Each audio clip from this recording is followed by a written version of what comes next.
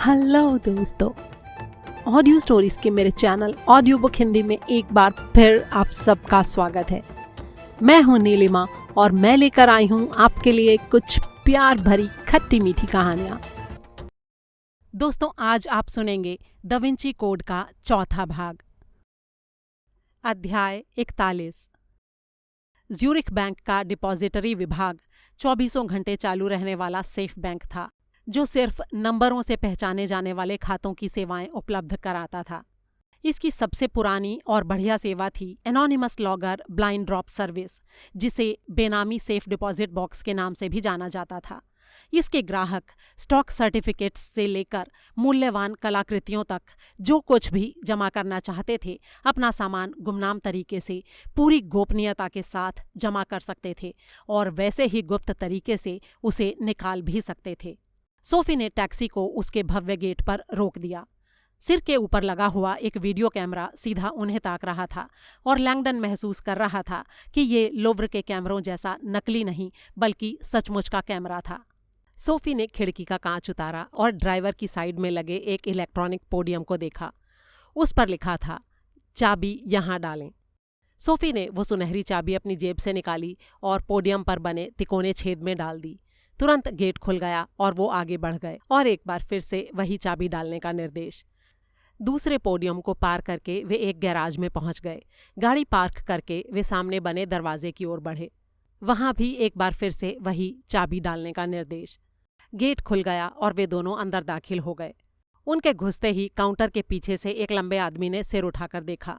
जिस छोटे से टेलीविजन को वो देख रहा था उसे उसने बंद कर दिया और मुस्कुराते हुए बोला, मैं आपकी क्या मदद कर सकता हूं? सोफी ने बिना कोई जवाब दिए सिर्फ वो चाबी उसके सामने रख दी। उस आदमी ने सिर झुकाकर देखा और तुरंत तनकर खड़ा हो गया। जरूर, आपकी लिफ्ट हॉल के सिरे पर है। मैं किसी को कह देता हूं कि आप पहुंचने वाले हैं। सोफी ने सिर हिलाया और चाबी वापस उठा ली। कौन सी मंजिल? उस आदमी ने उसे अजीब सी निगाहों से देखा। आपकी चाबी लिफ्ट को निर्देश देगी कि आपको किस मंजिल पर जाना है, मैम। ओह हाँ, सोफी ने मुस्कुराते हुए कहा। गार्ड उन दोनों को लिफ्ट तक जाते, उसमें चाबी डालते और लिफ्ट में सवार होते देखता रहा। दरवाजा बंद होते ही उसने फोन उठाया और बैंक के रात वाले मैनेजर को फोन किया। मैनेजर के फोन उठाने पर उसने कहा, सर, एक प्रॉब्लम है। क्या? फ्रेंच पुलिस आज 2 भगोड़ों का पीछा कर रही है। तो वे दोनों अभी अभी हमारे बैंक में आए हैं। मैंने 5 मिनट पहले ही टीवी पर उनके बारे में न्यूज़ देखी थी। मैनेजर ने होठों ही होठों में एक गाली बकी और बोला, ओके, मैं तुरंत श्री वेरने से संपर्क करता हूं। गार्ड ने वो फोन काटा और एक दूसरा फोन मिला दिया। ये फोन इंटरपोल के लिए था। कई मंजिलों तक नीचे उतरने के बाद जब सोफी और लैंगडन की लिफ्ट रुकी तो वे उससे बाहर निकल कर आए। एक मेजबान उनके स्वागत के लिए वहां पहले से ही मौजूद था। स्टील के एक दरवाजे पर पहुंचकर उसे खोलते हुए उसने कहा, ये रही आपकी जगह। वो छोटा सा कमरा किसी आलीशान होटल के आलीशान कमरे जैसा था। कमरे के बीचों बीच एक बड़ी सी डेस्क पर क्रिस्टल के 2 गिलासों के साथ फ्रांसीसी मिनरल वाटर की बोतल खुली रखी थी। उसकी बगल में रखी कॉफी की केतली से भाप उठ रही थी। वो आदमी बड़ी ही शिष्टता से मुस्कुराते हुए बोला, शायद आप हमारे यहाँ पहली बार आए हैं। सोफी ने हाँ में सिर हिला दिया। मैं समझ गया। चाबियां अक्सर विरासत के तौर पर एक हाथ से दूसरे हाथ में जाती रहती हैं और पहली बार उनका इस्तेमाल करने वाले यहाँ के तौर तरीकों से एकदम अनजान होते हैं। ये कमरा आपका है। आप जितनी देर भी चाहें इसका इस्तेमाल कर सकते हैं। आपने अभी अभी कहा कि चाबियां कभी कभी विरासत में मिलती हैं, सोफी ने पूछा। जी हाँ, बिल्कुल। आपकी चाबी एक स्विस नंबर वाले खाते की तरह होती है, जिसे पीढ़ी दर पीढ़ी उत्तराधिकार में आगे सौंपा जाता रहता है। हमारे गोल्डन खातों में सबसे कम अवधि की लीज 50 साल की होती है। इसीलिए हमें बहुत से फैमिली टर्नओवर देखने को मिलते हैं। क्या मैं आपके बॉक्स तक पहुंचने का सिलसिला शुरू करूं? जी हाँ, प्लीज, सोफी ने हाँ में सिर हिलाया। उस आदमी ने उन्हें समझाना शुरू किया। कमरे के दूर कोने में एक कन्वेयर बेल्ट लगा हुआ था, ठीक वैसा ही जैसा एयरपोर्ट का बैगेज क्लेम कैरुसल होता है। उसकी ओर इशारा करते हुए उसने कहा, उस बेल्ट पर आपका सामान आएगा। वो सामने जो पोडियम लगा है उसमें एक तिकोना छेद है। उस छेद में आपको अपनी चाबी डालनी होगी। और जब पोडियम का कंप्यूटर आपकी चाबी को पहचान लेगा तो आप उसमें अपना अकाउंट नंबर एंटर कर दें और आपका बॉक्स अपने आप उस बेल्ट पर चलता हुआ आपके पास आ जाएगा। उसके बाद उस सामान के साथ आप जितनी देर चाहें यहाँ बिता सकते हैं। अगर आपको किसी भी चीज़ की ज़रूरत हो तो उस टेबल पर लगा बटन दबा दें, मैं तुरंत हाजिर हो जाऊंगा। और हाँ, जब आपका काम पूरा हो जाए तो बॉक्स को फिर से कन्वेयर बेल्ट पर रख दें और पोडियम में एक बार फिर से अपनी चाबी डालें, आपका बॉक्स वापस चला जाएगा। क्योंकि ये पूरी प्रक्रिया स्वचालित होती है, इसलिए इसमें गोपनीयता की पूरी गारंटी होती है। यहाँ तक कि बैंक के स्टाफ को भी इसके बारे में कुछ पता नहीं होता। सोफी उससे कुछ पूछने ही वाली थी कि तभी एक फोन की घंटी बज उठी। उस आदमी ने फोन उठाया और बात करने लगा। फोन बंद करने के बाद वो थोड़ा असहज दिखाई दे रहा था। माफ कीजिएगा, मुझे जाना होगा, आप आराम से अपना काम करें। जाने से पहले क्या आप एक बात बता सकेंगे? आपने कहा कि हम एक अकाउंट नंबर एंटर करें। आदमी दरवाजे पर ही रुक गया। उसका चेहरा पीला दिखाई दे रहा था। जी हाँ, स्विट्जरलैंड के ज्यादातर बैंकों की तरह हमारे बॉक्स भी किसी नाम से नहीं बल्कि नंबर से जुड़े हुए होते हैं।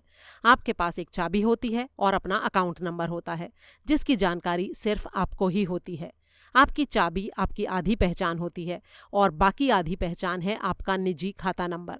अगर ऐसा ना हो तो आपकी चाबी खो जाने पर कोई भी उसका उपयोग कर सकता है। सोफी थोड़ा हिचकिचाई। और अगर चाबी सौंपने वाले ने मुझे कोई अकाउंट नंबर ना दिया हो तो? बैंक कर्मी का दिल धड़क उठा। उसके मन में आया, कह दे तो फिर यहाँ आपका कोई काम नहीं, तुरंत यहाँ से फूट लीजिए। लेकिन ऊपर से उसने कहा, मैं किसी से बात करता हूँ कि हम आपकी क्या मदद कर सकते हैं। इतना कहकर वो आदमी बाहर निकल गया और कमरे के गेट पर उसने एक भारी भरकम ताला लगा दिया। शहर के दूसरे छोर पर कोल उस वक्त स्टेशन के टर्मिनल पर खड़ा हुआ था जब अचानक उसके फोन की घंटी बजी। ये फैश का फोन था। उसने कहा, इंटरपोल को एक सुराग मिल गया है। ट्रेन को गोली मारो। लैंगडन और नेवू अभी अभी ज्यूरिख डिपॉजिटरी बैंक में दाखिल हुए हैं। तुम और तुम्हारे आदमी तुरंत वहां पहुंचो। कोल ने फोन काट दिया और अपने आदमियों को रेडियो पर संदेश भेजने लगा। अध्याय 42।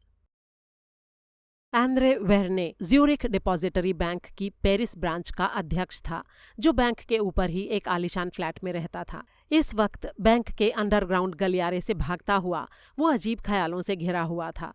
सोने की चाबी वाले ग्राहक का आना हमेशा ही अतिरिक्त सावधानी की मांग करता था, लेकिन सोने की चाबी वाले एक ऐसे ग्राहक का आना जिसकी जुडिशियल पुलिस को तलाश थी, एक बहुत ही नाजुक मसला था। ऐसे ग्राहकों की गोपनीयता को लेकर, जिनके बारे में कोई सबूत नहीं होता था कि वे अपराधी थे, बैंक का पुलिस से कई बार झगड़ा हो चुका था।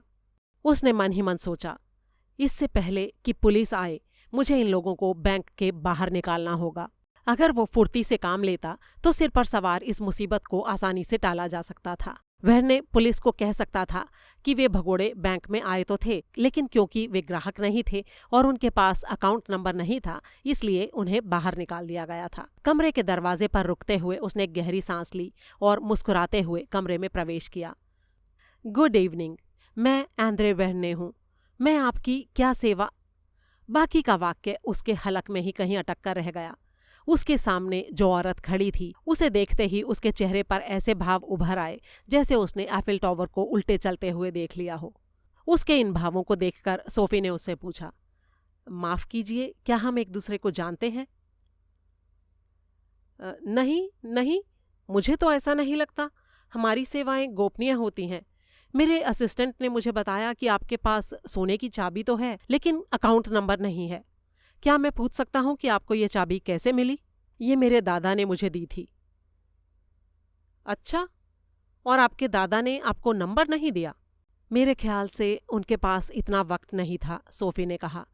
आज रात उनकी हत्या कर दी गई है। उसकी ये बात सुनते ही वो आदमी बुरी तरह लड़खड़ा गया। जैक सॉनिये की मृत्यु हो गई? कब? कैसे? उसकी आंखें खौफ से भर गई थीं। अब लड़खड़ाने की बारी सोफी की थी। क्या आप मेरे दादा को जानते थे? बैंक मैनेजर भी उतना ही हक्का बक्का दिख रहा था जितनी सोफी। जैक और मैं बहुत प्यारे दोस्त थे। ये कब हुआ? आज शाम को लुव्र के अंदर। वेन्हे एक कुर्सी के ऊपर बैठ गया। मैं आप दोनों से एक बहुत ही महत्वपूर्ण सवाल पूछने वाला हूं। क्या आप दोनों में से किसी का भी उनकी मौत से कोई संबंध है? नहीं, बिल्कुल नहीं, सोफी ने जोरदार लहजे में जवाब दिया। वेन्हे का चेहरा एकदम गंभीर था। कुछ पल वो खामोश रहा, फिर बोला, आप दोनों की तस्वीरें इंटरपोल द्वारा जारी की जा रही हैं। आपके ऊपर हत्या का आरोप है। सोफी का चेहरा उतर गया। फैश ने इतनी जल्दी इंटरपोल ब्रॉडकास्ट भी करा दिया। उसने जल्दी से वेन्हे को बताया कि लैंगडन कौन था और लोव्र में आज रात क्या क्या हुआ था। वेन्हे बहुत ही आश्चर्यचकित दिखाई दे रहा था। उसने पूछा, और जब आपके दादा मर रहे थे तो उन्होंने आपके लिए ये संदेश छोड़ा कि लैंगडन की तलाश करो?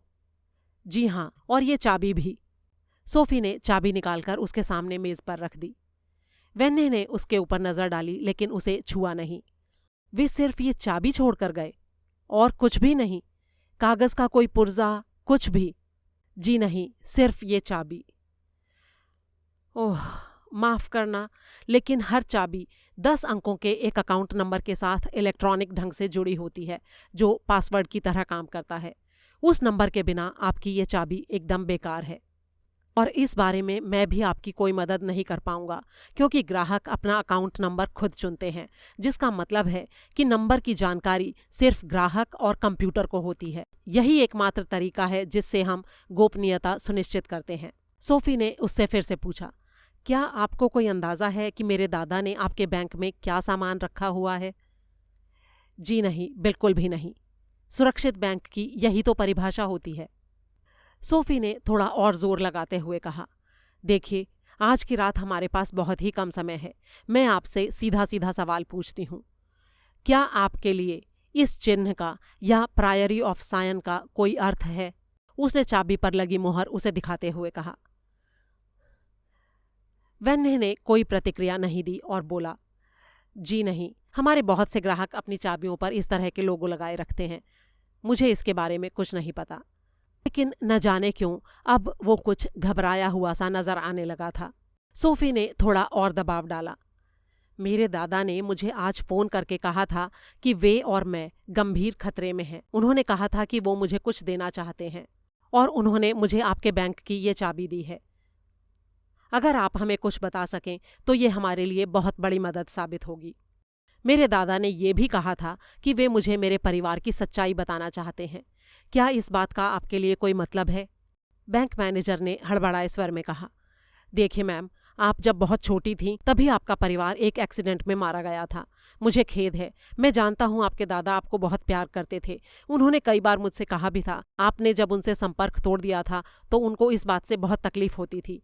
और मैं आपको बता दूं कि हमें जल्दी ही इस इमारत से निकलने की ज़रूरत है। पुलिस यहाँ किसी भी पल पहुँचती ही होगी। मेरे चौकीदार ने इंटरपोल को फ़ोन कर दिया है। तभी उसका सेलफोन बज उठा। उसने फ़ोन सुना और उसके चेहरे पर चिंता और बढ़ गई। पुलिस? इतनी जल्दी? मैं 1 मिनट में पहुँचता हूँ।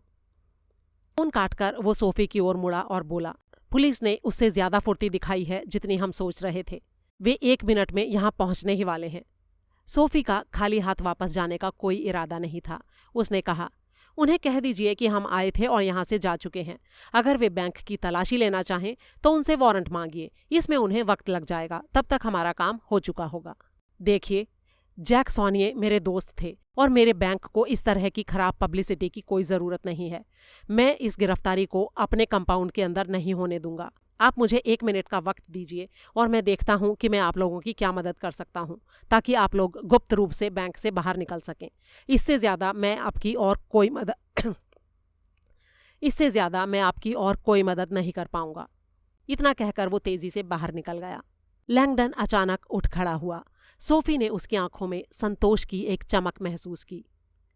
रॉबर्ट, तुम मुस्कुरा रहे हो? तुम्हारे दादा एक जीनियस थे सोफी। मतलब 10 नंबरों का अकाउंट नंबर। मुझे पक्का विश्वास है कि वो आखिरकार हमें वो नंबर भी सौंप कर गए हैं। लेकिन कहाँ? लैंगडन ने अपनी जेब से उस तस्वीर का प्रिंट आउट निकालकर सोफी के सामने फैला दिया। ये समझने के लिए कि लैंगडन का कहना ठीक था, सोफी को सिर्फ पहली लाइन पढ़ने की जरूरत थी। अध्याय 43। सोफी ने मुस्कुराते हुए लैंगडन को देखा और बोली, वे इस मामले में बहुत ही उस्ताद थे। उनको अर्थों की अनेक परतों वाली चीजें बहुत पसंद थीं। कोड के अंदर कोड लगाने में उन्हें बहुत मजा आता था। जोश में भरे दोनों पोडियम की तरफ बढ़ गए। सोफी ने फुर्ती से पोडियम में बने छेद में चाबी डाली। स्क्रीन पर तत्काल निर्देश उभरा, अपनी खाता संख्या दर्ज करें। सोफी ने कागज पर लिखी फिबोनाची सीक्वेंस टाइप की और एंटर बटन को दबा दिया। कुछ भी नहीं हुआ, कम से कम ऐसा कुछ भी जिसे वे देख सकते। लेकिन उनके नीचे बैंक की गुफानुमा खोह में एक मशीनी पंजा प्रकट हुआ। उसके नीचे सीमेंट के फर्श पर बहुत सी प्लास्टिक की टोकरियां रखी थीं। पंजे ने उनमें से एक टोकरी को उठाया और उसे लाकर कन्वेयर बेल्ट पर रख दिया। कन्वेयर बेल्ट घरघराता हुआ घूमने लगा। ऊपर जब सोफी और लैंगडन ने बेल्ट को घूमते देखा तो उन्होंने चैन की सांस ली। कुछ पल बाद उसके ऊपर एक बड़ा काला बक्सा नजर आया जो उनके ठीक सामने आकर रुक गया। जरा भी वक्त बर्बाद किए बिना दोनों ने जल्दी से बॉक्स को उठाकर खोला और उसमें रखी चीज को बाहर निकाल लिया। उसके अंदर सिर्फ एक इकलौती चीज थी, एक पॉलिश किया हुआ लकड़ी का डिब्बा जिसका आकार एक जूते के डिब्बे जितना था। शीशम की गहरी बैंगनी लकड़ी से बने उस डिब्बे के ऊपर 5 पंखुड़ियों वाला गुलाब का एक फूल बनाया गया था। डिब्बा वजन में काफी भारी था। सोफी ने बड़ी सावधानी से उसे एक मेज पर रख दिया। लैंगडन बड़ी ही हैरानी से उस गुलाब को देख रहा था। उसने ऐसे गुलाब को अनेकों बार देखा था। फुसफुसाते हुए उसने सोफी से कहा, 5 पंखुड़ियों वाला ये गुलाब पवित्र ग्रेल के लिए द प्रायरी का चिन्ह है। तो क्या इसके अंदर वाकई? इतना कहकर सोफी रुक गई। एक प्याले को रखने के लिए ये एकदम सही आकार का डिब्बा था। सोफी और लैंगडन दोनों के ही दिमाग में यही बात घूम रही थी। सोफी ने डिब्बे को खोलने के लिए उसे अपनी तरफ खींचा, लेकिन जैसे ही उसने उसे सरकाया एक अजीब सी बात हुई। डिब्बे के अंदर से एक अजीब सी गड़गड़ाहट की आवाज आई। क्या इसके अंदर कोई लिक्विड है? लैंगडन ने पूछा। तुमने भी वो आवाज सुनी ना? हाँ, वो किसी तरल की ही आवाज है। हाथ आगे बढ़ाकर सोफी ने धीरे से उसके ढक्कन को ऊपर उठा दिया। उसके अंदर रखी चीज ऐसी थी जिसे लैंगडन ने अपनी जिंदगी में पहले कभी नहीं देखा था। हालांकि एक बात उन दोनों के सामने पूरी तरह साफ थी, ये ईसा का चालिस यानी प्याला कतई नहीं था। अध्याय 44। पुलिस सड़क की नाकाबंदी कर रही है। आप लोगों के लिए बाहर निकलना मुश्किल होगा, एंद्रे वेर्ने ने प्रतीक्षा कक्ष में दाखिल होते हुए कहा। ठीक उसी वक्त उसकी नजर उस बड़े से डिब्बे पर पड़ी। माय गॉड, इन्होंने सोनिया के खाते तक अपनी पहुंच बना ली।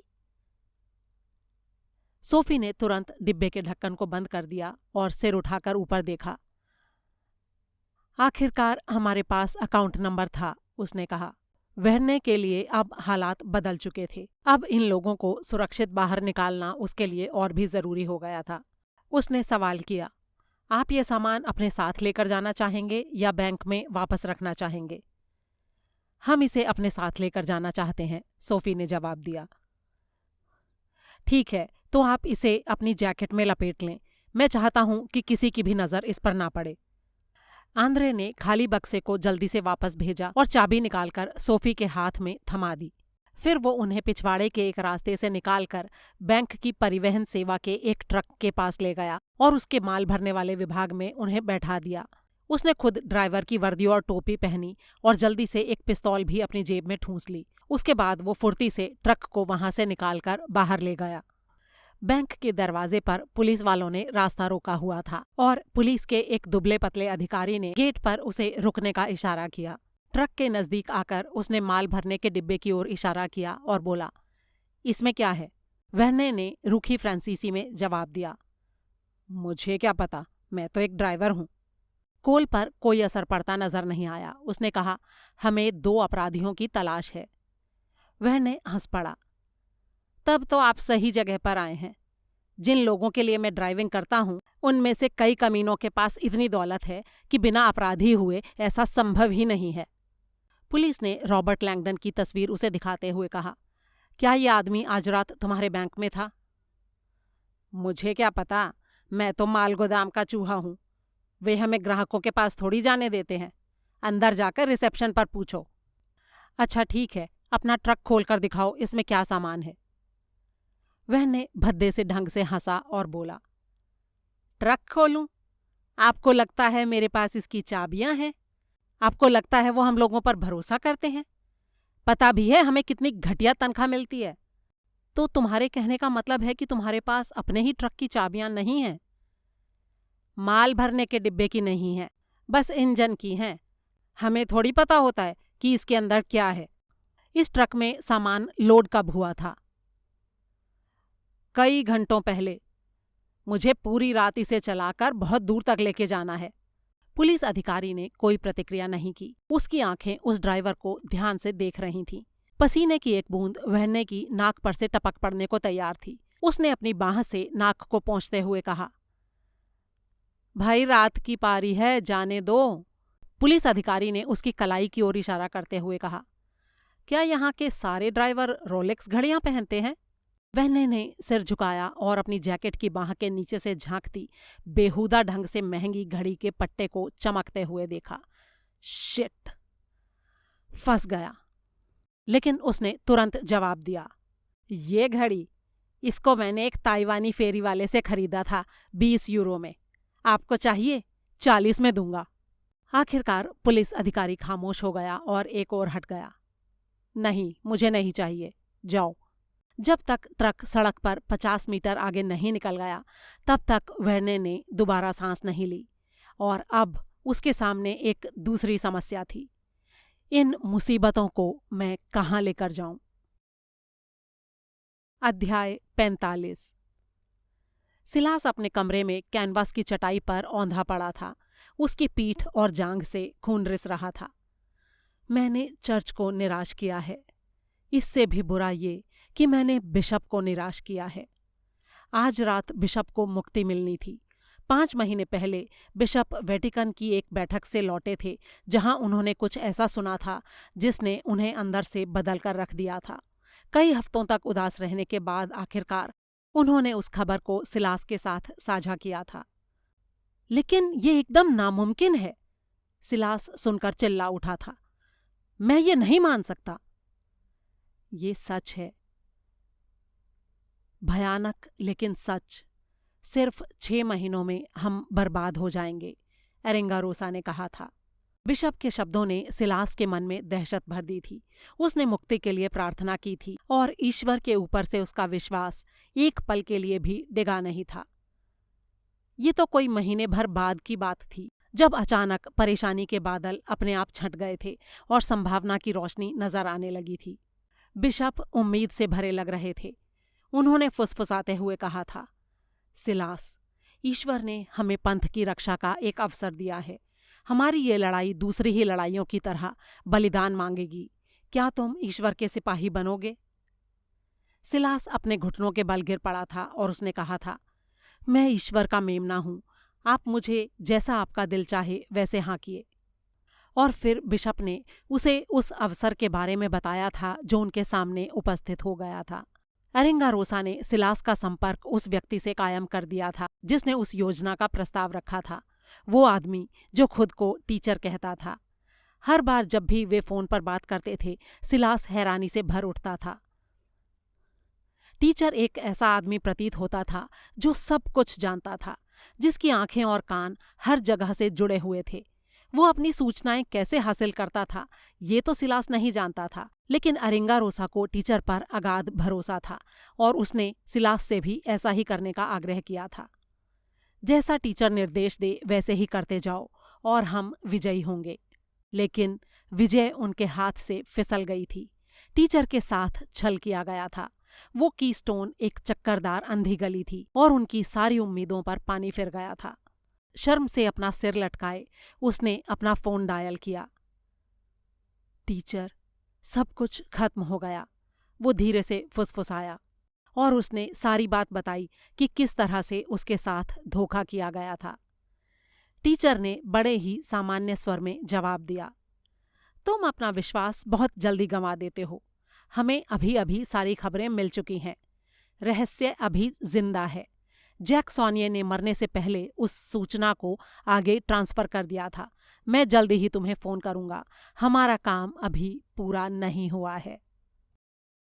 अध्याय 46। तेज रफ्तार से भागते ट्रक के फर्श पर सोफी और लैंगडन एक दूसरे के आमने सामने बैठे थे और उनके सामने शीशम का वो बक्सा खुला हुआ रखा था। डिब्बे के अंदर लाल रंग का रेशमी गद्देदार कपड़ा लगा था। उसके ऊपर रखा था पॉलिश किए गए सफेद मार्बल से गढ़ा पत्थर का एक सिलेंडर, जिसका आकार टेनिस की गेंद के डिब्बे के जितना था। उसकी बनावट पत्थर के एक सीधे साधे टुकड़े से कहीं ज्यादा पेचीदा थी। उसे देखकर ऐसा लगता था कि वो सिलेंडर कई टुकड़ों को आपस में जोड़कर बनाया गया था।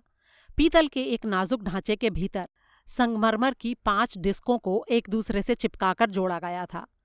उसके दोनों सिरों पर संगमरमर की ही ढिबरियां चिपकी हुई थीं, जिससे उसके अंदर देख पाना असंभव था। 5 डिस्कों पर बहुत ही सावधानी के साथ पूरी वर्णमाला लिखी गई थी। लैंगडन ने वैसी चीज अपने जीवन में कभी नहीं देखी थी। उसने सोफी की ओर देखते हुए कहा, पता नहीं क्या चीज है ये। अब सोफी की आंखों में एक चमक उभरी। मेरे दादा को इन्हें बनाने का बहुत शौक था। इनका आविष्कार लियोनार्दो दा विंची ने किया था। इसे क्रिप्टेक्स कहा जाता है। इसकी रूपरेखा दा विंची की एक खुफिया डायरी से निकली थी। ये एक किस्म का तहखाना होता है, खुफिया सूचना को संभाल कर रखने के लिए। लैंगडन की आंखें हैरानी से फैल गईं। सोफी ने उसे बताया कि दा विंची के आविष्कारों के आधार पर मॉडल तैयार करना उसके दादा का सबसे प्रिय शौक था। क्रिप्टेक्स दरअसल लंबी दूरियों तक सुरक्षित संदेश भेजने की दा विंची की कशमकश का एक समाधान था। ये एक ऐसा डिब्बा होता था जिसमें खतों, नक्शों, चित्रों आदि चीजों को हिफाजत से रखा जा सके। जैसे ही कोई सूचना क्रिप्टेक्स के अंदर बंद हो जाती थी, उस तक केवल उसी व्यक्ति की पहुंच हो सकती थी जिसके पास उसे खोलने का सही पासवर्ड होता था। हमें इसे खोलने के लिए एक पासवर्ड की जरूरत है। ये ठीक उसी ढंग से काम करता है जैसे किसी साइकिल का नंबरों वाला ताला। अगर आप अक्षरों का सही ढंग से मिलान कर देते हैं तो ताला अपने आप खुल जाता है। जब आप उन्हें घुमाकर सही क्रम में ले आते हैं तो अंदर के पुर्जे एक क्रम में आ जाते हैं और पूरा का पूरा सिलेंडर खुल जाता है। लैंगडन के चेहरे पर अभी भी संदेह था। लेकिन इतनी माथापच्ची करने की क्या जरूरत है? क्यों न इसे बलपूर्वक खोल लिया जाए या फिर तोड़ ही दिया जाए। संगमरमर वैसे भी कमजोर पत्थर होता है। सोफी मुस्कुरा दी। ऐसा नहीं हो सकता, क्योंकि दा विंची इस मामले में बहुत चतुर था। उसने क्रिप्टेक्स को इस तरह तैयार किया था कि अगर आपने किसी भी तरह से इसे जबरदस्ती खोलने की कोशिश की तो इसमें रखी सूचना अपने आप नष्ट हो जाएगी। ये देखो, कोई भी सूचना जो इसके अंदर रखी जानी होती थी उसे भोजपत्र पर लिखा जाता था। भोजपत्र को इसके अंदर डालने से पहले उसे कांच की एक नाजुक शीशी के ऊपर लपेटा जाता था, तरल पदार्थ से भरी हुई शीशी। कौन सा तरल पदार्थ? सिरका। अगर कोई क्रिप्टेक्स को जबरदस्ती खोलने की कोशिश करता तो वो कांच की शीशी टूट जाती और भोजपत्र उसका सारा सिरका सोख लेता। जब तक वो इंसान उस गोपनीय संदेश को उसमें से निकालता, तब तक वो सिर्फ एक कागज की लुगदी बन चुका होता। लैंगडन के दिमाग में अभी भी बहुत से सवाल चक्कर काट रहे थे। उसने पूछा, वैसे तुम्हें क्या लगता है इसके अंदर क्या हो सकता है? वो जो भी हो, इतना तो तय है कि मेरे दादा उसे गुप्त रखने के लिए बुरी तरह से बेताब थे। मेरे दादा मुझसे हमेशा कहा करते थे कि गुलाब का मतलब है गोपनीयता। जब वे कोई गोपनीय फोन कर रहे होते थे और चाहते थे कि मैं उस बात को ना सुनूं, तो वे अपने ऑफिस के दरवाजे पर एक गुलाब लटका दिया करते थे और मुझे भी ऐसा ही करने को कहते थे। लैंगडन ने सहमति में सिर हिलाया। हाँ, गुलाब लटकाना एक बहुत ही पुराना रोमन दस्तूर है। इसे कहते हैं सब रोजा। रोमन लोग अपनी बैठकों के दौरान एक गुलाब टांग दिया करते थे, जो इस बात का इशारा होता था कि वो बैठक गोपनीय है। बैठक में सम्मिलित लोग समझते थे कि गुलाब के अधीन या सब रोजा जो कुछ भी कहा जा रहा है उसका गुप्त बने रहना बहुत जरूरी है। इतनी बात बोलते बोलते लैंगडन का चेहरा अचानक तन सा गया। रॉबर्ट, तुम ठीक तो हो ना? रॉबर्ट की नजरें शीशम के उस डिब्बे पर जमी हुई थीं। सब रोजा। अचानक उसका गला रुंध गया और उसके चेहरे पर एक डर और आश्चर्य का भाव कौंध उठा। ये नहीं हो सकता। अरे लेकिन हुआ क्या? लैंगडन ने धीरे धीरे अपनी नजरें ऊपर उठाईं। गुलाब के संकेत के अधीन। शायद मैं जानता हूं कि ये क्या है। अध्याय 47। लैंगडन अपने ही अनुमान पर विश्वास नहीं कर पा रहा था, लेकिन फिर भी उनको वो सिलेंडर जिसने दिया था और उसने उनको वो जिस तरह से दिया था और अब उस बक्से पर बनी हुई गुलाब की ये आकृति, इन सारी बातों पर विचार करने के बाद वो सिर्फ और सिर्फ एक ही नतीजे पर पहुंचा था। मेरे हाथों में द प्रायरी का की स्टोन है। किस्सा बिल्कुल साफ कहता था। की स्टोन कोड भाषा में लिखा गया एक पत्थर है जो गुलाब के चिन्ह के नीचे रखा हुआ है। उसने धीरे से सोफी से कहा, सोफी, प्रायरी के किस्से के मुताबिक की स्टोन एक कोड में लिखा गया नक्शा है, एक ऐसा नक्शा जो होली ग्रेल के छिपे होने की जगह के बारे में बताता है। और तुम्हें ये लग रहा है कि ये वही है? सोफी ने पूछा। लेकिन ये इतना पुराना नहीं है, इसलिए जहां तक मुझे लगता है ये कीस्टोन नहीं हो सकता। लैंगडन ने फुर्ती के साथ सोफी को वो सारी जानकारी दी जो उसने कीस्टोन के बारे में सुन रखी थी। कहा जाता था कि सदियों से द प्रायरी के सबसे बड़े रहस्य पवित्र ग्रेल के ठिकाने को कभी भी लिखित रूप नहीं दिया गया था। सुरक्षा की खातिर इसे हर नए मुखिया को मौखिक रूप से ही ट्रांसफर किया जाता रहा था। लेकिन पिछली सदी के दौरान द प्रायरी ने अपनी नीतियों में बदलाव कर दिया था। ऐसा शायद इसलिए किया गया था क्योंकि इलेक्ट्रॉनिक ताकझांक की क्षमताएं काफी ज्यादा बढ़ चुकी थीं। द प्रायरी ने उस पवित्र गुप्त ठिकाने का नाम दोबारा फिर कभी जुबान पर न लाने की शपथ ले ली थी। तो फिर वे उसे ट्रांसफर कैसे करते थे? सोफी ने पूछा। इसी नुक्ते पर तो कीस्टोन आता है। उन्होंने ऐसा सिस्टम बनाया था कि जब 4 सबसे ऊंचे सदस्यों में से एक सदस्य मरेगा तो बाकी बचे 3 निचली श्रेणी से ग्रैंड मास्टर के पद पर नए व्यक्ति का चुनाव करेंगे। इस नए व्यक्ति को वे बताएंगे नहीं कि ग्रेल कहाँ छिपी हुई है, बल्कि वे उसकी एक परीक्षा लेंगे जिसे पास करने के बाद ही उसे ग्रैंड मास्टर बनाया जाएगा। तुम्हें शायद इस बात का एहसास होगा सोफी कि अगर ये वाकई कीस्टोन है तो इस तक तुम्हारे दादा की पहुंच होने का मतलब है कि वे द प्रायरी ऑफ सायन के भीतर बहुत बड़ी हैसियत रखते थे। वे 4 सबसे ऊंचे ओहदे वाले सदस्यों में से एक रहे होंगे। सोफी ने एक गहरी सांस ली। वे किसी गुप्त संस्था के अंदर बहुत शक्तिशाली हैसियत रखते थे, ये मैं पक्के तौर पर जानती हूं। तुम जानती थीं कि वो किसी गुप्त संस्था से जुड़े हुए थे? दरअसल 10 साल पहले मैंने ऐसा कुछ देखा था जिसे देखने की मुझे इजाजत नहीं थी। उसके बाद से ही मैंने उनसे बात करना बंद कर दिया था। मेरे दादा सबसे ऊंचे ओहदे वाले सदस्यों में से एक नहीं थे, बल्कि मुझे पूरा विश्वास है कि वे सबसे ऊंचे ओहदे वाले सदस्य थे। तुम्हारा मतलब है ग्रैंड मास्टर? लैंगडन हैरानी में खामोश बैठा रह गया। जैक सॉनिये ग्रैंड मास्टर थे? फिर उसके खुद के दिमाग ने ही उसे तर्क दिया।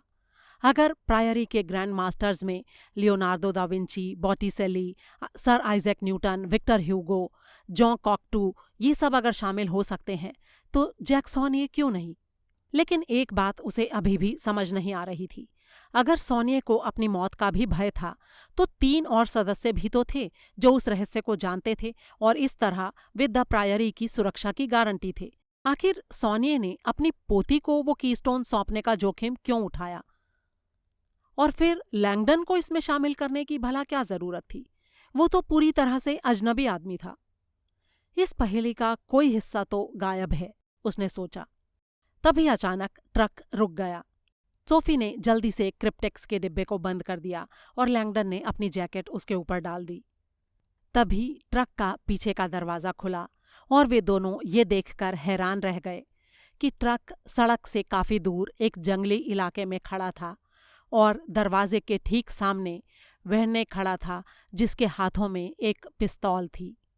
मुझे खेद है, लेकिन मेरे पास और कोई चारा नहीं है, वहने ने कहा।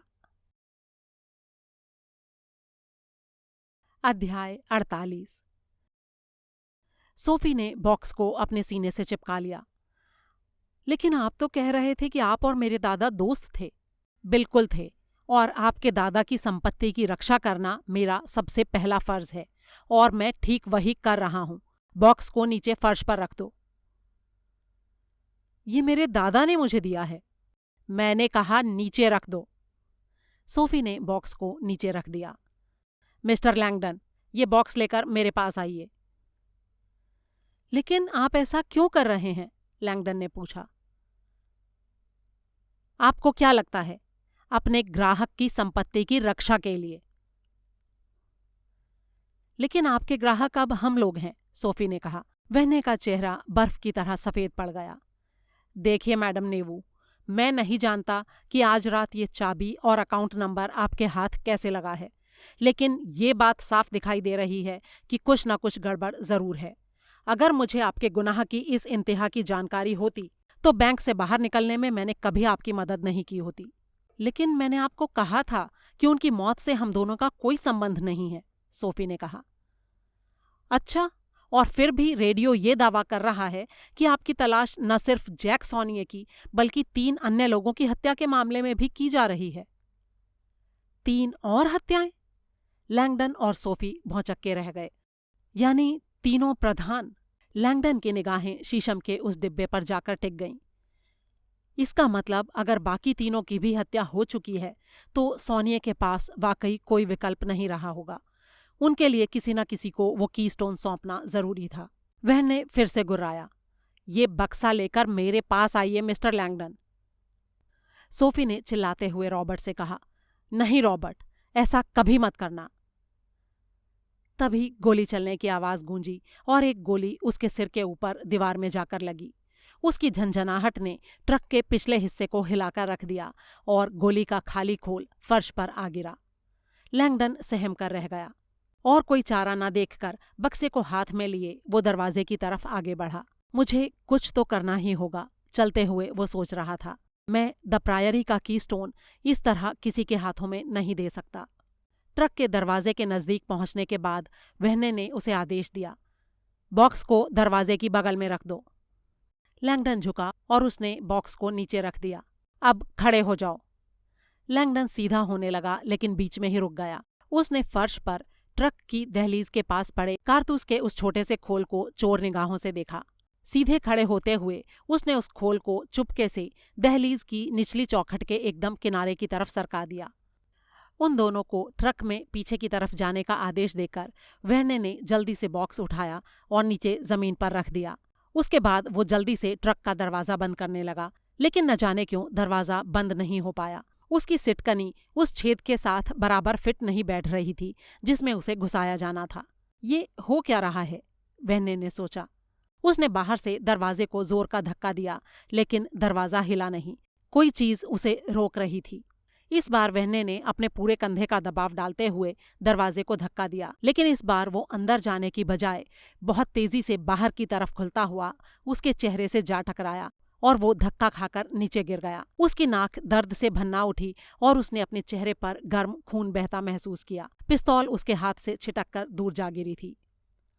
वहने ने उठने की कोशिश की, लेकिन उसे कुछ पल के लिए कुछ नजर नहीं आया। जब कुछ पल के बाद उसे नजर आना शुरू हुआ, तब तक स्थिति पूरी तरह बदल चुकी थी। उसके पास पड़ा उसका पिस्तौल और शीशम का बॉक्स दोनों गायब थे। सोफी नेवू जोर जोर से चिल्ला रही थी और लैंगडन ट्रक की ड्राइविंग सीट पर बैठा उसे वापस जाने के लिए पीछे मोड़ रहा था। आगे जगह कम होने के कारण ट्रक का बम्पर एक पेड़ से जा टकराया और टूटकर आधा नीचे गिर गया।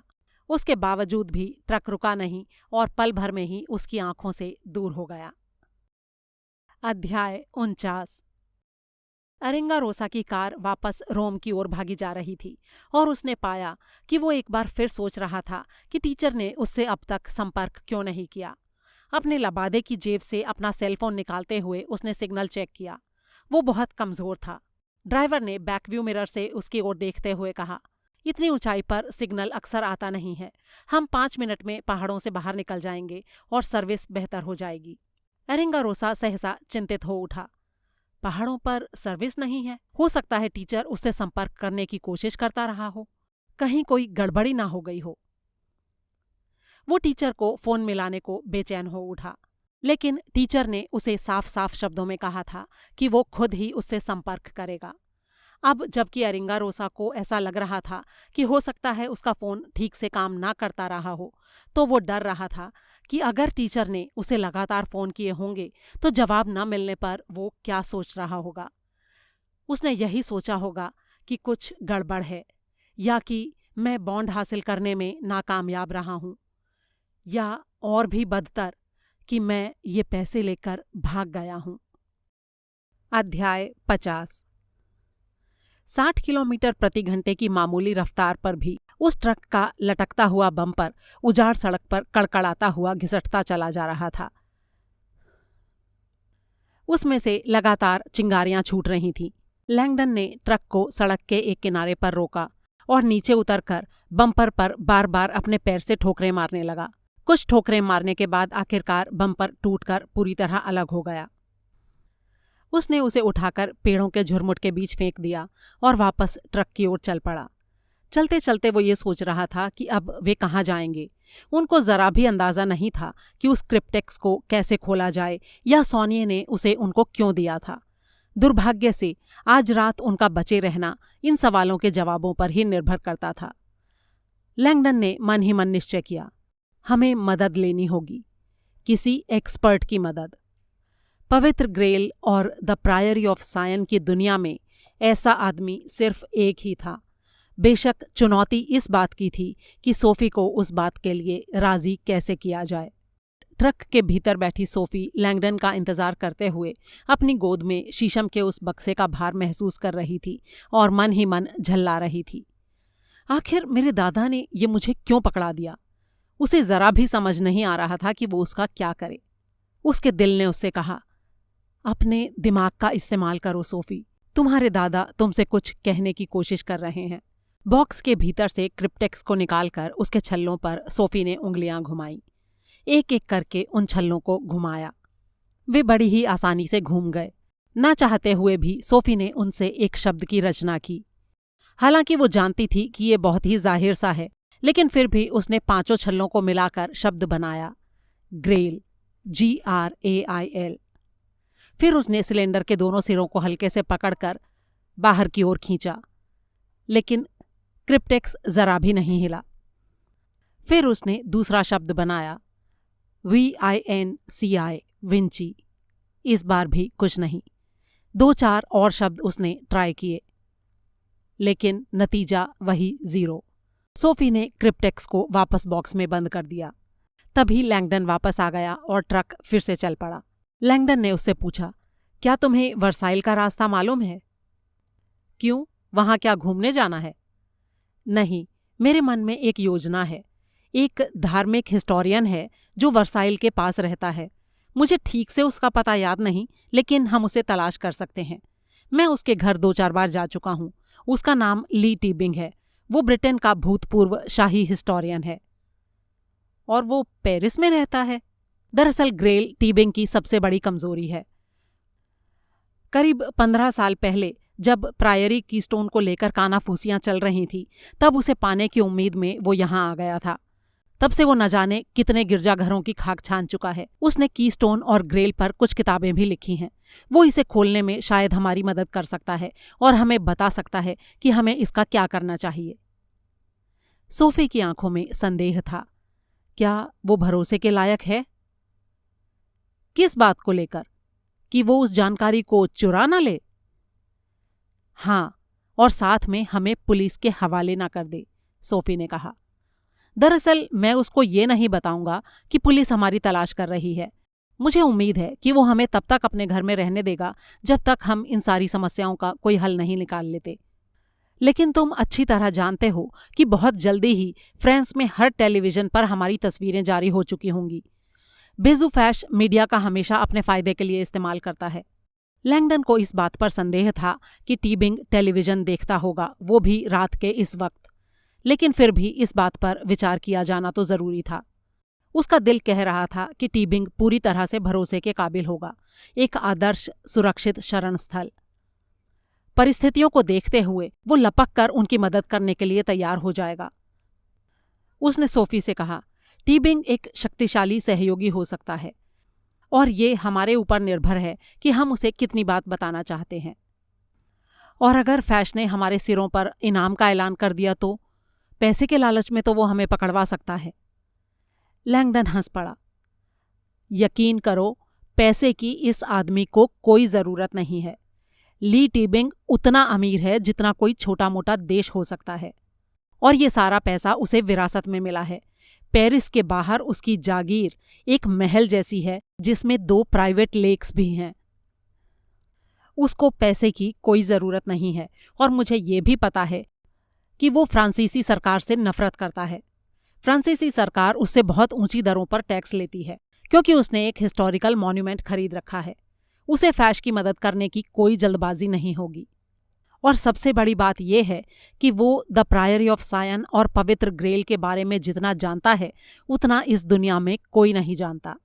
उसने अपना पूरा जीवन ग्रेल की सच्चाई के बारे में प्रचार करने में ही बिताया है। हमें टीबिंग को कीस्टोन के बारे में तुरंत कुछ भी बताने की जरूरत नहीं है, बल्कि ये भी हो सकता है कि हम उसे कुछ बताएं ही नहीं। उसका घर हमें छिपने और सोचने की जगह तो देगा ही, और ये भी हो सकता है कि जब हम उससे ग्रेल के बारे में बात करें तो तुम्हें कुछ अंदाजा होना शुरू हो जाए कि तुम्हारे दादा ने उसे तुम्हें क्यों दिया है। क्या तुम उसके घर का पता जानते हो? सोफी ने पूछा। पता तो नहीं जानता, लेकिन उसकी जागीर का नाम शैटो विलेट है।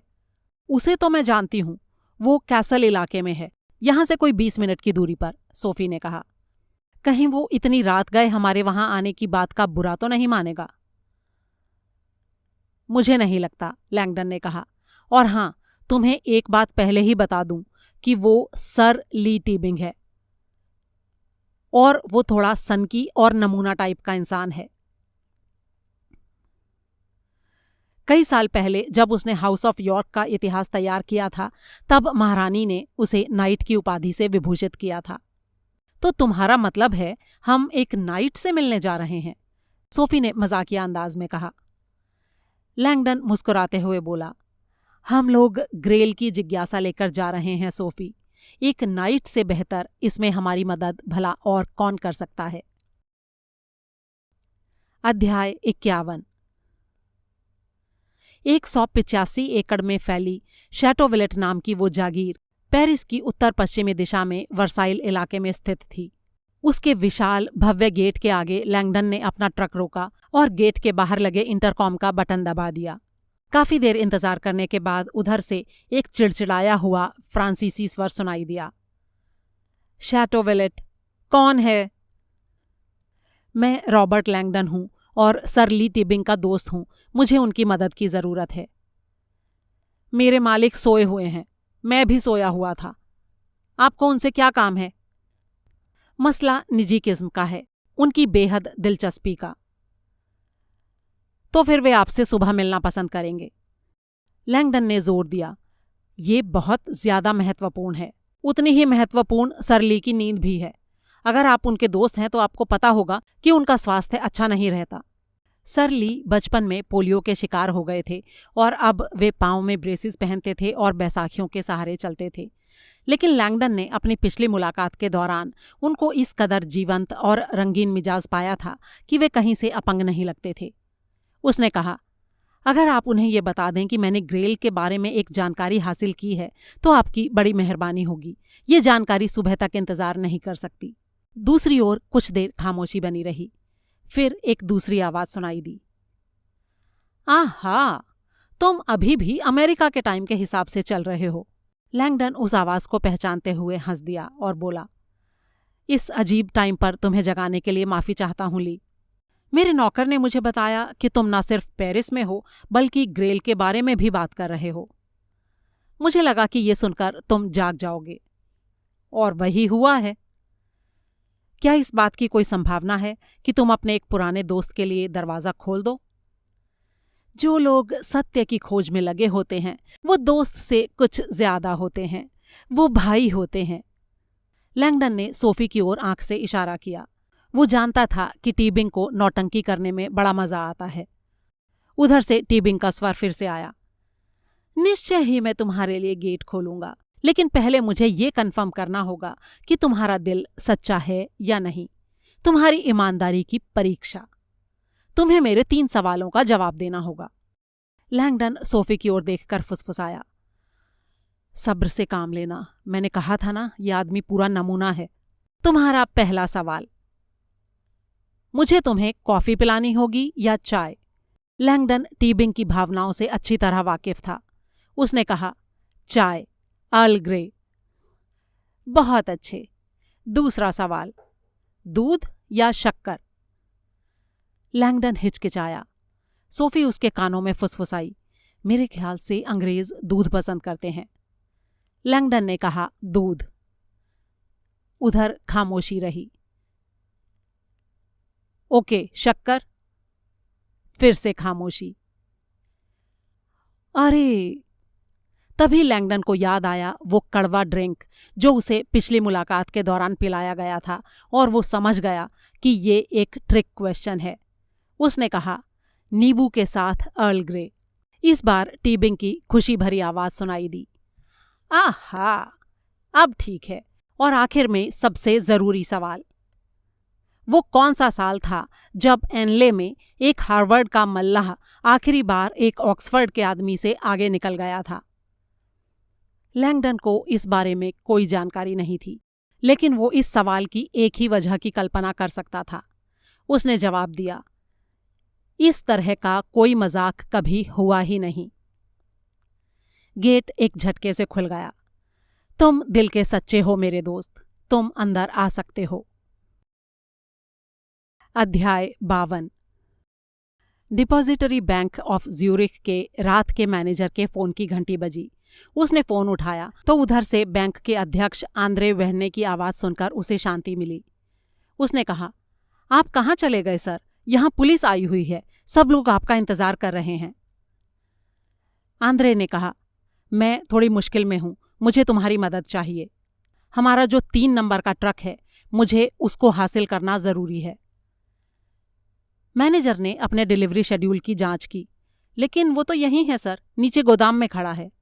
नहीं, उस ट्रक को उन 2 लोगों ने चुरा लिया है जिनका पीछा पुलिस कर रही है। लेकिन वे उसे बाहर लेकर कैसे गए हो सकते हैं सर? मैं तुम्हें फोन पर यह सब कुछ नहीं बता सकता, लेकिन हमारे सामने एक बहुत बड़ी समस्या है। मैं चाहता हूं कि तुम ट्रक के ट्रांसपॉन्डर को एक्टिवेट कर दो। ठीक है सर, मैं अभी कर देता हूं, मैनेजर ने कहा। मैं इंतजार कर रहा हूं। जैसे ही कुछ पता चले मुझे बताना कि ट्रक कहाँ पर है। जी, मैं अभी पता करता हूं सर। और 30 सेकंड के बाद 40 किलोमीटर दूर खड़े ट्रक के निचले हिस्से में एक छोटे से ट्रांसपॉन्डर की लाइट झिलमिलाने लगी।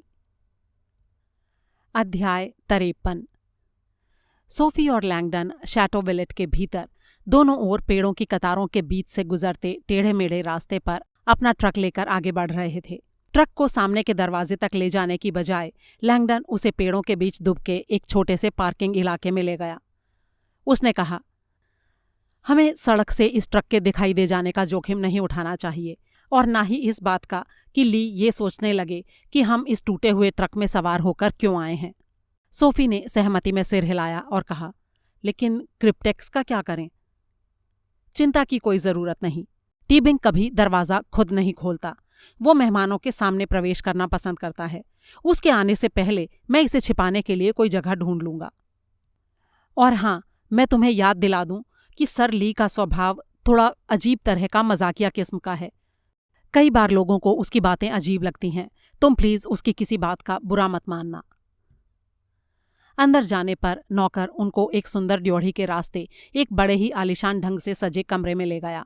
अंदर की हवा में पुराने समय की राजसी गंध थी, जिसमें पाइप की तंबाकू, चाय की पत्तियों, पकाने की शैरी, पत्थर के स्थापत्य की मिट्टी की गंध का पुट था। नौकर उन्हें बिठाकर वहां से चला गया। लैंगडन ने क्रिप्टेक्स को अपने कोट से बाहर निकाला और वहां पड़े एक मखमली दीवान के नीचे दूर तक अंदर सरका दिया। फिर अपनी जैकेट को झटककर उसने फिर से पहन लिया। कुछ पल बाद एक जोश भरा स्वर उनके पीछे से सुनाई दिया, सर रॉबर्ट, देख रहा हूं कि तुम एक लड़की के साथ सफर कर रहे हो। लैंगडन और सोफी खड़े हो गए।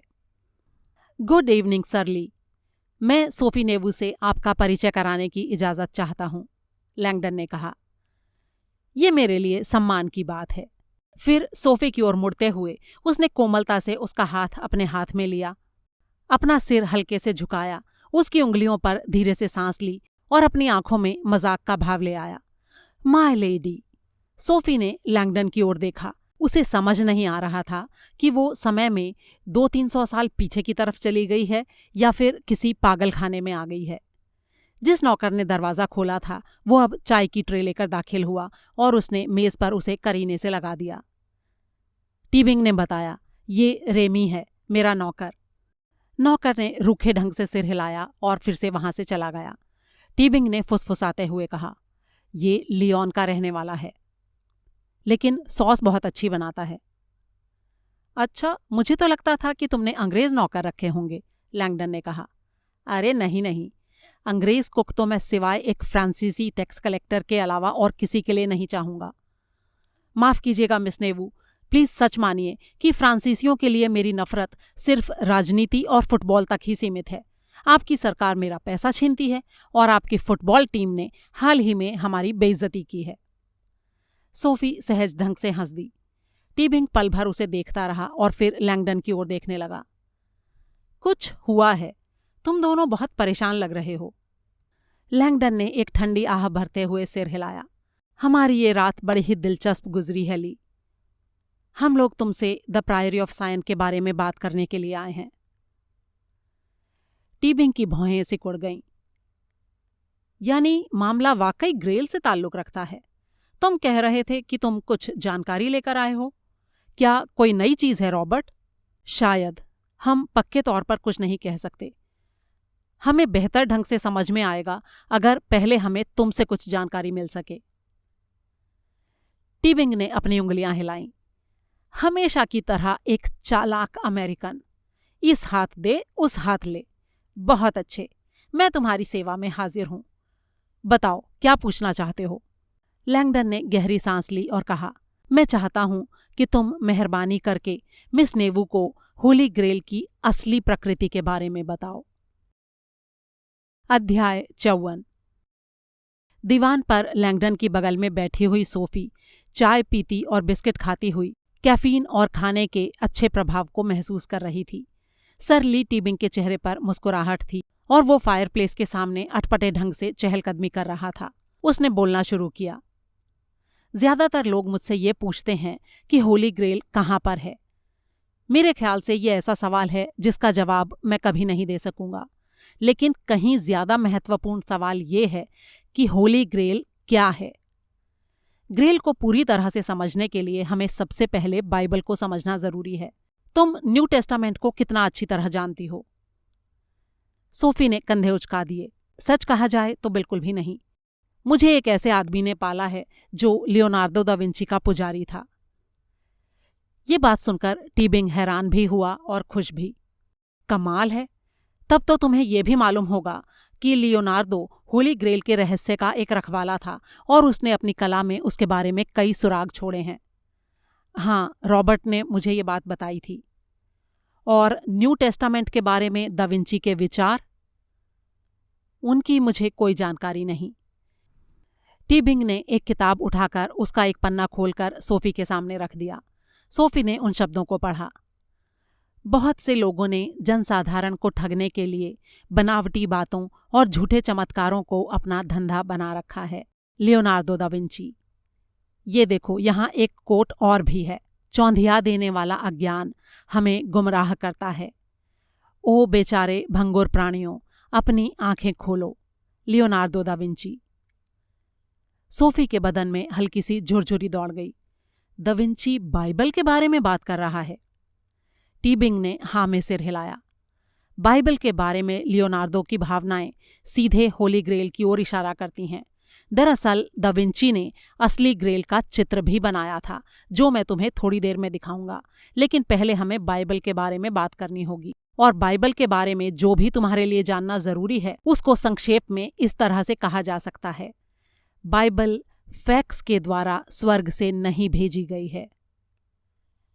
क्या मतलब? सोफी बुरी तरह हैरान थी।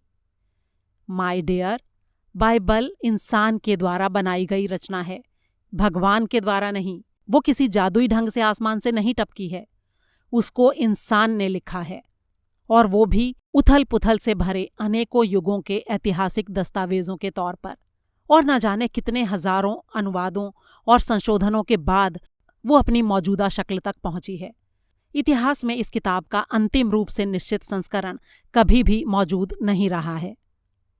ईसा मसीह अपने युग के आश्चर्यजनक रूप से प्रभावशाली व्यक्ति थे, शायद संसार के अब तक के सबसे ज्यादा रहस्यमय और प्रेरणादायी मार्गदर्शक। यीशु की मसीहा के रूप में भविष्यवाणी की गई थी। उन्होंने राजाओं को उनके सिंहासनों से नीचे गिराया, करोड़ों लोगों को प्रेरित किया और नई फिलॉसफियों की स्थापना की। वो सम्राट सोलोमन और सम्राट डेविड के वंशज थे, और इसी नाते यहूदियों के सम्राट के ताज पर उनका सच्चा हक था। ये स्वाभाविक बात है कि पूरी धरती पर फैले उनके हजारों अनुयायियों द्वारा उनके जीवन के बारे में हजारों डॉक्यूमेंट्स तैयार किए गए। न्यू टेस्टामेंट को बनाने के लिए 80 से ज्यादा गॉस्पल्स के ऊपर विचार किया गया था, लेकिन फिर भी उनमें से कुछ ही गॉस्पेल उसमें शामिल करने के लिए चुने गए। मैथ्यू, मार्क, लूक और जॉन के गॉस्पेल उन्हीं में से हैं। और यही क्रिश्चियनिटी की सबसे बड़ी विडंबना है। बाइबल को जिस रूप में आज हम जानते हैं, उस रूप में उसे पेगन रोमन सम्राट कॉन्स्टेंटाइन द्वारा संयोजित किया गया था। अच्छा, मुझे तो लगता था कि कॉन्स्टेंटाइन ईसाई था, सोफी ने कहा। बिल्कुल नहीं, वो पूरा पेगन था। उसे तो बैप्टाइज भी तब किया गया था जब वो बिल्कुल मरने को था। उस समय वो इतना कमजोर हो चुका था कि किसी तरह का विरोध कर ही नहीं सकता था। कॉन्स्टेंटाइन के समय में रोम का राजसी धर्म सूरज की उपासना करना था, और कॉन्स्टेंटाइन उसका प्रधान पुरोहित था। दुर्भाग्य से उस समय में बढ़ती हुई धार्मिक उथल पुथल पूरे रोम को अपने कब्जे में लेती जा रही थी। ईसा मसीह को सलीब पर लटकाए जाने के 300 साल बाद ईसा के अनुयायियों की संख्या में लगातार बढ़ोतरी होती गई थी। ईसाई और पेगन आपस में युद्ध करने लगे, और ये संघर्ष इतना बढ़ गया कि इसने रोम के 2 टुकड़ों में बंट जाने का खतरा पैदा कर दिया। तब कॉन्स्टेंटाइन ने फैसला किया कि कुछ करना होगा। ईसा के 325 साल बाद उसने रोम को क्रिश्चियनिटी में संगठित करने का फैसला किया। सोफी हैरानी में पड़ गई, लेकिन एक पेगन राजा ने क्रिश्चियनिटी को राजसी धर्म के रूप में क्यों चुना? टीबिंग हंस पड़ा। कॉन्स्टेंटाइन एक बहुत ही अच्छा व्यापारी था। वो देख सकता था कि क्रिश्चियनिटी उभर रही थी, और उसने सिर्फ जीतने वाले घोड़े पर बाजी लगा दी थी। इतिहासकार आज भी उसकी उस अक्लमंदी से हैरान होते हैं जिसके साथ कॉन्स्टेंटाइन ने सूर्य की पूजा करने वालों को क्रिश्चियन बना दिया था। पेगन धर्म के प्रतीकों, तिथियों और अनुष्ठानों को उसने विकसित होती हुई ईसाई परंपरा के साथ एक करते हुए एक ऐसे मिश्रित धर्म की रचना की जो दोनों ही पक्षों को स्वीकार था। ईसाई सिंबल्स के भीतर पेगन धर्म के अवशेषों से इनकार नहीं किया जा सकता। मिस्र के सूर्यमंडल, प्रधान पादरी की टोपी, वेदी, ईश्वर की स्तुति में गाया जाने वाला पाठ और कम्युनियन, ये सब शुरुआती दौर के पेगन धर्मों से ही लिए गए हैं। ईसा मसीह से पहले का देवता मैत्रस 25 दिसंबर को पैदा हुआ, उसी दिन मरा और चट्टान के नीचे दफनाया गया, और उसके 3 दिन बाद फिर से जी उठा था। और साथ ही ये भी बता दूं कि 25 दिसंबर ओसिरिस, एडोनिस और डायनीसियस का भी जन्मदिन है। इंडिया नाम के देश में नवजात कृष्ण को स्वर्ण, अगरू और धूप चढ़ाई गई थी। यहाँ तक कि क्रिश्चियनिटी का जो साप्ताहिक पवित्र दिन है वो भी पेगनों से चुराया हुआ है। क्रिश्चियनिटी मुख्य रूप से शनिवार को पूज्य मानती थी, लेकिन कॉन्स्टेंटाइन ने पेगनों की सूर्य की उपासना के दिन से उसे बदल दिया।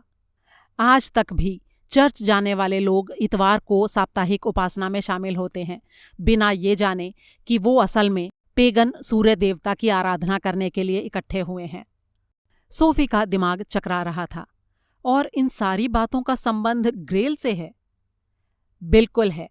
और सुनो, धर्मों के इस मिश्रण के दौरान कॉन्स्टेंटाइन को ईसाई परंपरा को मजबूत करने की जरूरत महसूस हुई, और उसने एक प्रसिद्ध सम्मेलन बुलाया जिसमें सारे चर्च शामिल हुए।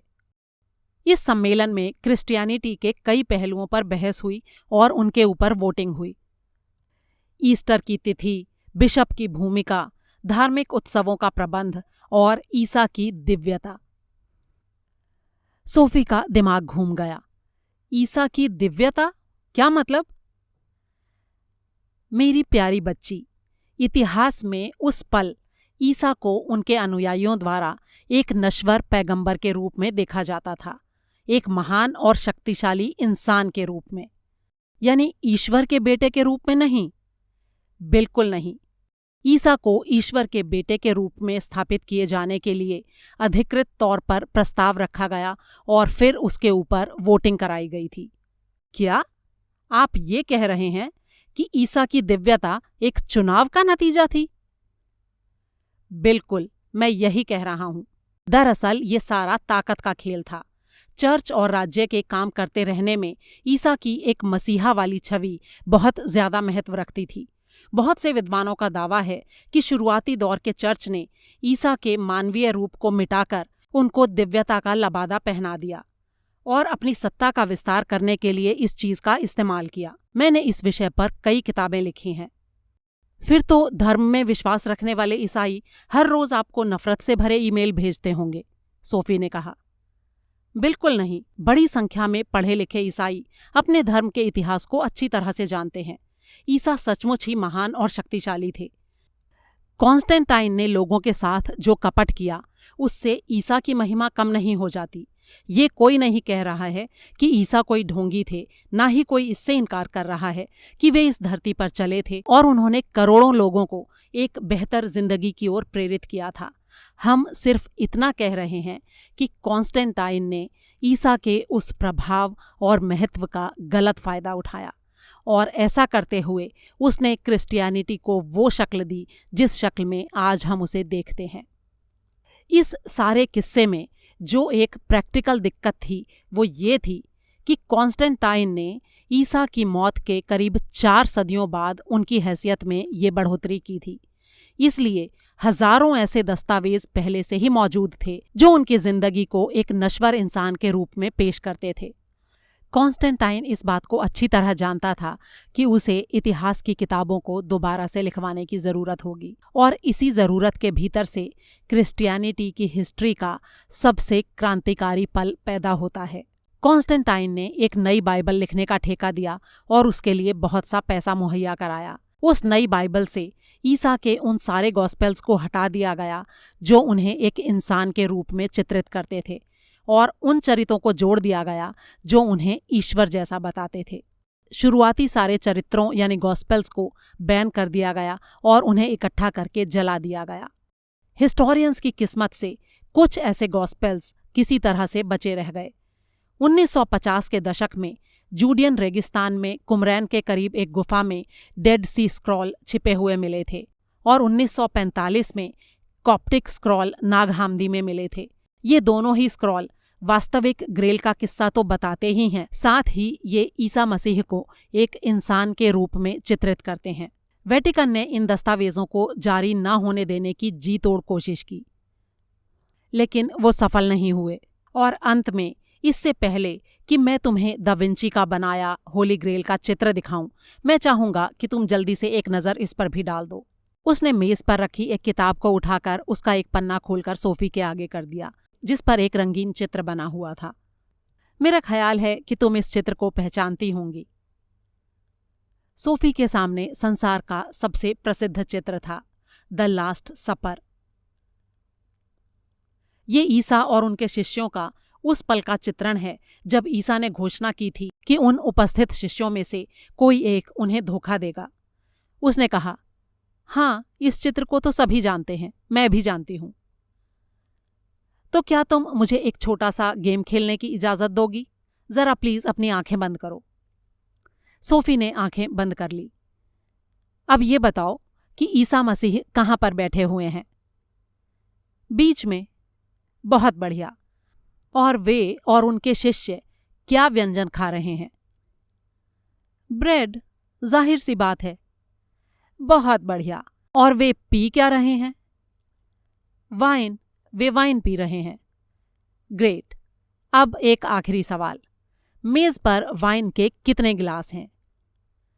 सोफी एक पल के लिए रुक गई। ये एक ट्रिक क्वेश्चन था। उसने बाइबल की उस लाइन को याद किया, और डिनर के बाद ईसा ने वाइन का प्याला उठाया और अपने सभी शिष्यों के साथ उसमें साझा किया। उसने कहा, एक प्याला है, द चैलिस, ईसा का प्याला, पवित्र ग्रेल। ईसा ने वाइन का एक प्याला सभी की ओर बढ़ाया था, ठीक उसी तरह जैसे कम्युनियन के दौरान आधुनिक ईसाई करते हैं। टीबिंग ने एक गहरी सांस ली और बोला, अब अपनी आंखें खोलो। सोफी ने आंखें खोली। टीबिंग बड़े ही मजे से हंस रहा था। सोफी ने सिर झुकाकर उस चित्र को देखा और उसे ये देखकर हैरानी हुई कि मेज पर ईसा समेत हरेक के पास वाइन का एक प्याला रखा हुआ था। कुल मिलाकर 13 प्याले। इससे भी बढ़कर ये कि वो सारे के सारे प्याले बहुत छोटे, बिना स्टेम वाले थे, कांच के बने हुए। चित्र में स्टेम यानी डंडी वाला कोई भी प्याला नहीं था, यानी कोई होली ग्रेल नहीं था।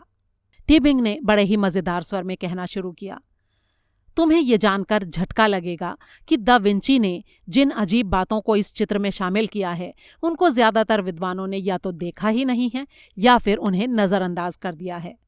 दरअसल ये चित्र होली ग्रेल के रहस्य की अपने आप में एक पूरी कुंजी है। क्या ये चित्र हमें ये बताता है कि ग्रेल असल में क्या है? सोफी ने पूछा।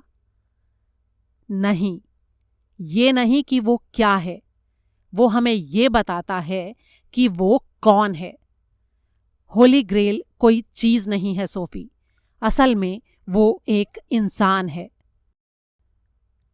अध्याय 55। सोफी देर तक टीबिंग की ओर देखती रही, फिर लैंगडन की ओर मुड़ी और बोली, होली ग्रेल एक इंसान है? लैंगडन ने सहमति में सिर हिलाया। हाँ, असल में एक औरत। सोफी के भावहीन चेहरे की ओर देखकर लैंगडन कह सकता था कि वो पूरी तरह से ब्लैंक हो चुकी थी। लैंगडन पास रखी टेबल के पास गया। वहां से उसने कागज का एक टुकड़ा उठाया और अपनी जेब से कलम निकाली। सोफी, क्या तुम मेल्स और फीमेल्स के आधुनिक सिंबल्स को जानती हो? उसने कागज पर 2 चिन्ह बना दिए। हाँ, जानती हूं, सोफी ने कहा। असल में ये ओरिजिनल चिन्ह नहीं है, उनके मूल चिन्ह असल में ये हैं। इतना कहकर उसने कागज पर 2 अन्य आकृतियां बनाईं। इन्हें ब्लेड और चैलिस कहते हैं। चैलिस प्याले या कटोरे से मिलती जुलती है। ये चिन्ह नारीत्व और उर्वरता को दर्शाता है। ग्रेल नारीत्व का सबसे पुराना प्रतीक है और पवित्र ग्रेल उस पवित्र नारीत्व और देवी का प्रतिनिधित्व करती है जो निश्चय ही अब लुप्त हो चुकी हैं, चर्च द्वारा करीब करीब खत्म कर दी गई हैं। स्त्री की शक्ति और जीवन को उत्पन्न करने की उसकी सामर्थ्य एक समय में बहुत पवित्र मानी जाती थी, लेकिन मर्दवादी चर्च के सामने इससे एक बड़ा खतरा पैदा हो गया और इसीलिए पवित्र नारीत्व को पापपूर्ण शक्ल में पेश किया गया और उसे अपवित्र करार दे दिया गया। वो ईश्वर नहीं बल्कि पुरुष था जिसने मूल पाप यानी ओरिजिनल सिन का कॉन्सेप्ट गढ़ा था, जिसके मुताबिक ईव ने सेब को चखा और इस तरह वो मानवीय सभ्यता के पतन का कारण बन गई। औरत जो एक समय में जीवन प्रदान करने वाली पवित्र सत्ता थी, वो अब शत्रु बन गई। ईसाई फिलॉसफी ने ईश्वर द्वारा बनाई गई सच्चाई को नज़रअंदाज करते हुए पुरुष को सृजनकर्ता का दर्जा दे दिया और औरत की इस शक्ति का गबन किया। बाइबल हमें बताती है कि ईव की रचना आदम की पसलियों से हुई थी, यानी औरत को मर्द की संतान बना दिया गया और वो भी एक पापिन। ये सृष्टि कथा देवी के अंत की शुरुआत थी। ग्रेल उस विलुप्त हो गई देवी का एक प्रतीक है। जब क्रिश्चियनिटी की शुरुआत हुई तो पुराने पेगन धर्म यूं ही आसानी से नष्ट नहीं हो गए थे। खोई हुई ग्रेल की खोज के किस्से असल में पवित्र नारीत्व की खोज के किस्से थे। जो लोग इस खोज में लगे होते थे उनके लिए कोड भाषा का इस्तेमाल करना अनिवार्य था ताकि वे चर्च से अपनी रक्षा कर सकें। उस चर्च से जिसने औरतों को दास बना लिया था, देवी को निष्कासित कर दिया था, चर्च में आस्था न रखने वालों को जला दिया था और पवित्र नारीत्व के प्रति श्रद्धा को वर्जित घोषित कर दिया था। तभी सोफी ने उसे टोकते हुए कहा, माफ करना, जब तुमने ये कहा था कि पवित्र ग्रेल एक औरत है तो मुझे लगा था कि वो कोई असली औरत है। लेकिन असल में तुम्हारा मतलब किसी एक औरत से नहीं, पूरी नारी जाति से है। टीबिंग ने अपने शब्दों पर जोर देते हुए कहा, वो एक असली औरत ही है, और औरत भी ऐसी जिसके पास एक इतना शक्तिशाली रहस्य है कि अगर वो सामने आ गया तो वो पूरी क्रिश्चियनिटी की जड़ें उखाड़ कर रख देगा। क्या ये औरत इतिहास में प्रसिद्ध है? सोफी ने पूछा। बहुत अच्छी तरह से। और अब अगर हम मेरी स्टडी में चलें तो दा विंची की बनाई हुई इस औरत की तस्वीर तुम्हें दिखाना मेरे लिए सम्मान की बात होगी। उनसे सिर्फ 2 कमरों की दूरी पर रसोई घर में घर का नौकर रेमी टेलीविजन के सामने चुप खड़ा हुआ था। न्यूज़ स्टेशन एक आदमी और एक औरत की तस्वीरें प्रसारित कर रहा था, उन्हीं 2 व्यक्तियों की जिनको रेमी ने अभी अभी चाय पहुंचाई थी। अध्याय 56। ज्यूरिख डिपॉजिटरी बैंक के बाहर नाकाबंदी करके खड़ा लेफ्टिनेंट कोल सोच रहा था कि फैश को तलाशी का वारंट लेकर आने में इतना टाइम क्यों लग रहा था। जाहिर था कि बैंक के लोग कुछ छिपा रहे थे। उनका कहना था कि लैंगडन और नेवू काफ़ी देर पहले वहां आए थे और उनको बैंक से बाहर निकाल दिया गया था क्योंकि उनके पास अकाउंट नंबर नहीं था। लेकिन अगर ऐसा ही है तो वे हमें अंदर जाने से रोक क्यों रहे हैं? काफ़ी देर बाद आखिरकार कोल का सेल्यूलर फ़ोन बजा। ये लुव्र की कमांड चौकी से आया फ़ोन था। उधर से उसके लिए आदेश आया, बैंक के बारे में भूल जाओ लेफ्टिनेंट, हमें अभी अभी एक सुराग मिला है। हमारे पास उस जगह की ठीक ठीक जानकारी है जहां पर लैंगडन और नेवू छिपे हुए हैं। ये जगह वर्साइल के आसपास कहीं पर है, फौरन वहां पर पहुंचो। क्या कैप्टन फैश को इसके बारे में मालूम है? अभी तक नहीं, वो एक इम्पॉर्टेंट कॉल पर बिजी हैं। ठीक है, मैं उस जगह के लिए निकल रहा हूं। जैसे ही कैप्टन फैश फ्री हों मेरी उनसे बात कराना। कोल ने पता नोट किया और उछलकर अपनी कार में बैठ गया। अपने पीछे आ रही 5 कारों को उसने रेडियो संदेश दिया, कोई भी कार सायरन ना बजाए। लैंगडन को पता नहीं चलना चाहिए कि हम आ रहे हैं। 40 किलोमीटर दूर काले रंग की एक ऑडी एक देहाती सड़क से नीचे उतरी और एक खेत के किनारे पेड़ों की छाया में रुक गई। उसमें से सिलास बाहर निकला और शैटो विलेट की बाड़ में से अंदर झांकने लगा। घर की सारी बत्तियां जगमगा रही थीं। रात के इस पहर में ये अजीब सी बात है, मुस्कुराते हुए सिलास ने सोचा। जाहिर था कि टीचर ने उसे जो सूचना दी थी वो एकदम सही थी। उसने कसम खाई, मैं कीस्टोन लिए बिना इस घर से नहीं जाऊंगा। मैं बिशप और टीचर को निराश नहीं करूंगा। अपनी पिस्तौल और कारतूस पेटी की जांच करने के बाद उसने उसे सलाखों के पार गिरा दिया। फिर बाड़ के ऊपरी हिस्से को जोर से पकड़कर उसने खुद भी अंदर छलांग लगा दी। जांघ पर बंधे कंटीले पट्टे के दर्द को नज़रअंदाज करते हुए उसने झुककर अपनी पिस्तौल उठाई और उस लंबे रास्ते पर चल पड़ा। इससे आगे की कहानी के लिए सुने दा विंची कोड का भाग 5।